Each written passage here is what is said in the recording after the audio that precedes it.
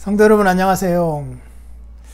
죄와 사망 사이에 율법이 끼어들어가 있다라고 하는 게 특이한 점이었어요. 사실 율법은 하나님으로부터 온 하나님의 뜻을 우리에게 가르쳐주는 선한 거잖아요.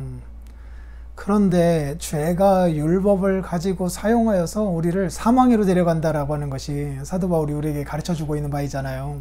특이한 거죠. 좋은 것조차도 죄가 사용하여서 더 안 좋은 것으로 만들어내는 거죠.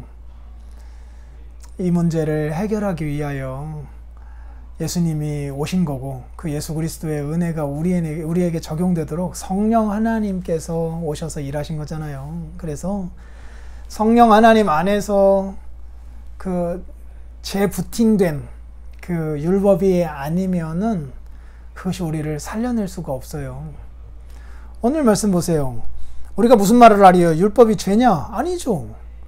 율법으로 말미암지 않고는 내가 죄를 알지 못하였죠. 율법이 탐내지 말라 하지 않았다면 내가 탐심을 알지 못하는 거잖아요.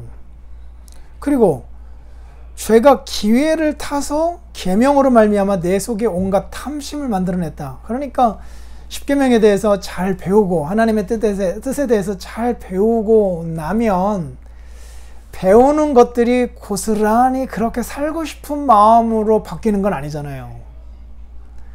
도리어 이렇게 하지 말아라 저렇게 하라 라고 하는 것을 많이 배우면 많이 배울수록 마음이 더 불편해지는 적 경험한 거 있으시지 않으셔요?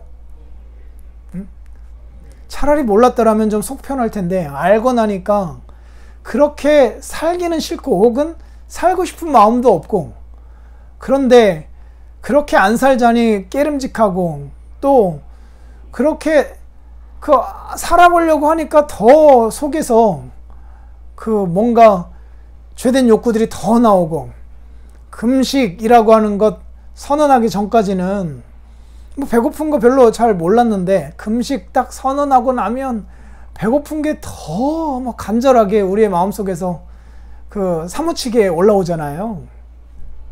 마찬가지로 율법을 통하여서 죄가 무엇인지를 알지 아니하였을 때는 그냥 뭔가 끌어오르는 것도 그렇게 많지 않았는데 도리어 알고 나니까 죄된 욕구들이 더 끌어오르는 경험을 하곤 하잖아요.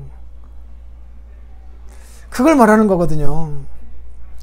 전에 율법을 깨닫지 못했을 때는 내가 살았는데 계명이 이루고 나니까 죄는 살아나고 내가 죽어가는 것과 같은 모습, 생명에 이르게 할 그 계명이 내게 대하여 도리어 사망에 이르게 하는 것이 되고, 그래서 죄가 기회를 타서 계명으로 말미암아 나를 속이고 그것으로 나를 점점 더 죽여가는 모습을 보게 되잖아요.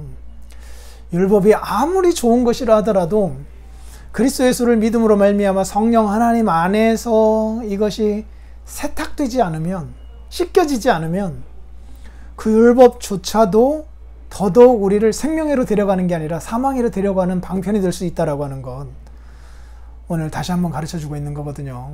그래서 우리 아이들에게 말해요. 십계명 가르쳐주고 구약의 율법 가르치고 그것대로 하면 상을 주고 그것대로 안 하면 매를 때리고, 이런 방식으로만 그들에게 하나님의 말씀을 가르쳐서는 안 되거든요.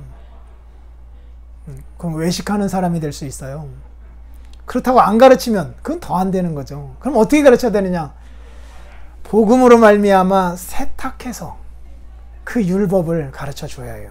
즉 율법의 조문대로가 아니라 성령 하나님 안에서 새롭게 해석된 씻겨진 모습의 그 율법을 가르칠 때에 능력이 나타나는 거거든요. 그래서 늘 복음의 빛으로 율법을 볼 수 있는 능력이 있어야 해요. 그런 은혜를 달라고 오늘도 우리들이 기도해 가야 해요. 그러고 나면 이 율법 자체는 죄의 문제를 해결할 수가 없잖아요. 그런데 죄의 문제를 해결하신 하나님의 은혜가 역사하면 그 율법이 이제 그 항로가 제대로 딱 맞추어진 그 시스템의 비행기처럼 제대로 날아갈 수 있게 되는 거예요. 빠르게 날아갈 수 있는 능력이 그 율법이라고 한다면, 그러나 그만큼 다른 목적지를 향하여서 가게 될 수도 있는 거잖아요. 제대로 된 방향을 설정할 수 있는 그 힘, 그것이 복음이에요. 복음. 그래서 복음 안에서 이 율법을 잘 해석하여서 우리 아이들에게도 그것을 전해주면 좋을 것 같아요. 내일 뵙겠습니다.